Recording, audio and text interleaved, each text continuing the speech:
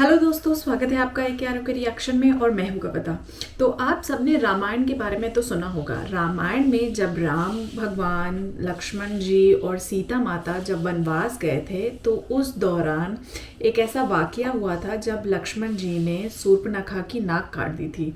यहाँ पे मैं देख रही थी बहुत ही इंटरेस्टिंग वीडियो जो ये कहता है कि शायद हम कुछ फैक्ट्स को नहीं जानते और जिसके हिसाब से शूर्पणखा जो थी उसका कुछ ना कुछ योगदान है या एक कोई एक ऐसे तत्व हैं जो कहते हैं कि शायद शूर्पणखा ने मक्का मदीना को बसाने में कुछ तरह की मददें की थी या कुछ ऐसा योगदान अपना दिया था।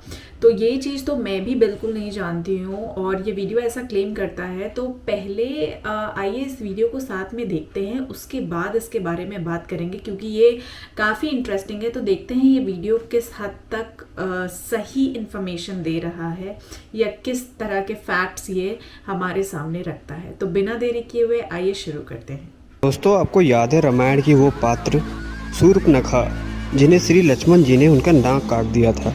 वो शूर्पणखा रामायण के बाद भी जिंदा थी क्योंकि उसे सिर्फ नाक और कान काटकर छोड़ दिया गया था। तब से शूर्पणखा अपने चेहरे को काले रंग के कपड़े से ढककर रखने लगी थी क्योंकि काला रंग राक्षस जाति का प्रतीक था। यह शूर्पणखा के वंशज ही आज इस्लाम धर्म के मुस्लिम लोग हैं क्योंकि श्री राम जी द्वारा रावण के वध के बाद शूर्पणखा राक्षस जाति के कुल गुरु शुक्राचार्य के आश्रम में रहने लगी थी।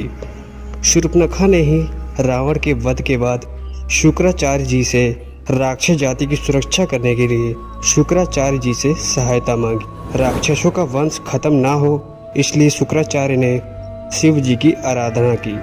तब शिव जी ने अपना स्वरूप देकर शिवलिंग शुक्राचार्य को देकर कहा कि जिस दिन कोई वैष्णव और ब्राह्मण इस पर जल चढ़ा देगा उस दिन राक्षस जाति का नाश हो जाएगा।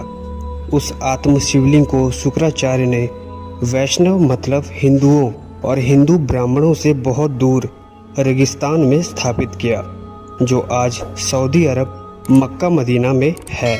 यह मक्का पहले मक्केश्वर नाम से जाना जाता था, फिर बाद में इसे इस्लामों द्वारा मक्का मदीना का नाम दिया गया। यहाँ पर हिंदुओं का जाना इसी वजह से मना है और इसी वजह से मुस्लिम लोग इस शिवलिंग को पत्थर मारकर खंडन करते हैं। शिवलिंग के पास ही पवित्र पानी का स्रोत भी है जिसे जमजम का पानी कहा जाता है। वैसे तो यह पानी बहुत ही ज़्यादा पवित्र है। मक्का को इसलिए काले रंग के शिविर से ढका गया है क्योंकि यह काला रंग संपूर्ण राक्षस जाति का प्रतीक होता है। शूर्पणखा जो उस समय अपने चेहरे को ढककर रखती थी वही परंपरा उसके वंशज की औरतें भी आज करती आ रही है जिन्हें आज हम मुसलमान कहते हैं। मुसलमानों का शुक्रवार के दिन जुम्मा भी शुक्राचार्य के नाम के अक्षरों को लेकर मनाया जाता है जो कि यह बहुत ही चर्चित है। आइए अब जानते हैं इस्लाम कैसे पैदा हुआ। असल में इस्लाम कोई धर्म नहीं है, यह एक मजहब है और दिनचर्या है। मजहब का मतलब होता है अपने कबीले के ग्रोह को बढ़ाना। यह बात सब जानते हैं। हजरत मोहम्मद अरबी वासी है। अरब देशों में सिर्फ रेगिस्तान पाया जाता है, वहाँ पेड़ पौधे नहीं है, इसलिए वहाँ मरने के बाद जलाने के लिए लकड़ियाँ ना मिलने के कारण जमीन में ही दफन कर दिया जाता था। रेगिस्तान में हरियाली नहीं होती थी। ऐसे में रेगिस्तान में हरा चटक रंग देखकर अरबी लोग दूर से ही चले आते थे जो कि एक अट्रैक्शन का काम करता था। हरियाली से स्नेह होने के कारण ही हरा रंग उनके धर्म का प्रतीक धीरे धीरे बन गया। अरब देशों में काफी गर्मी और तेज धूप में सफर करते थे जिससे उन्होंने धूप से बचने के लिए अपने सिर को ढकना शुरू कर दिया। इसलिए वे अपने सिर को एक सफेद टोपी या कपड़े से ढकने लगे जो परंपरा आज भी मुस्लिम लोगों के ट्रेंड में है। सफेद रंग सूरज की किरणों को अवशोषित नहीं कर पाती थी, अतः उन्होंने सफेद रंग की सलवार कमीज और एक लंबे गाउन टाइप का पहनना शुरू कर दिया ताकि ज्यादा गर्मी न लगे। अब रेगिस्तान में ना तो खेत थे, ना कोई अनाज और ना ही पेड़ पौधे और ना ही फल। इसलिए वहाँ के लोग जानवरों को काट कर खाने लगे और जिसे कुर्बानी का नाम दिया गया।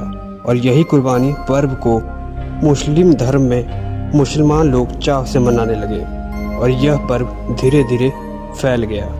सब लोग एक ही जगह के खानाबदोश हुआ करते थे, जिससे उनके कबीले की जनसंख्या बहुत ही कम थी। इसलिए वो आपस में ही अपने भाई बहन से शादी कर लेते थे। जनसंख्या की कमी को दूर करने के लिए वे 4-4 पत्नियां रखते थे और ज़्यादा से ज़्यादा सभी पत्नियों से बच्चे पैदा करते थे, जो रिवाज आज भी इन मुसलमानों में कहीं कहीं चल रहा है।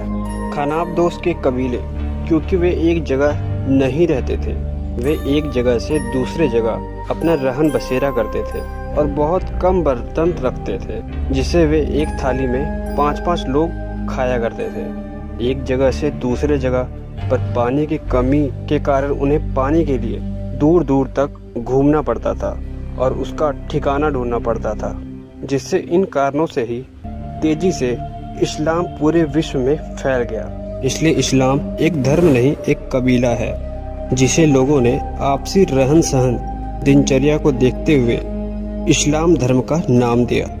कोई मुस्लिम इस बात को माने या ना माने, पर यह बात बिल्कुल सच है कि इस्लाम धर्म के मुस्लिम लोग ही आज शूर्पनखा और शुक्राचार्य के वंश हैं। तो दोस्तों, जो इन्फॉर्मेशन इसमें बताई गई है वो मेरे लिए भी काफ़ी नई थी। मतलब मुझे भी शूर्पनखा के इस इन्फॉर्मेशन के बारे में आज पता चला है। सो थैंक यू आप सब कि आपने इस वीडियो के लिए रिक्वेस्ट करी। काफ़ी हद तक इन्फॉर्मेटिव और नई वीडियो मुझे लगी मेरे पर्सनल तौर पे मुझे, क्योंकि मैंने इसके बारे में कभी एक्चुअली सोचा भी नहीं था। आप मुझे कमेंट करके बताइएगा कि किस हद तक आपको ये वीडियो सही लग रही है या आपकी इस वीडियो पे क्या राय है।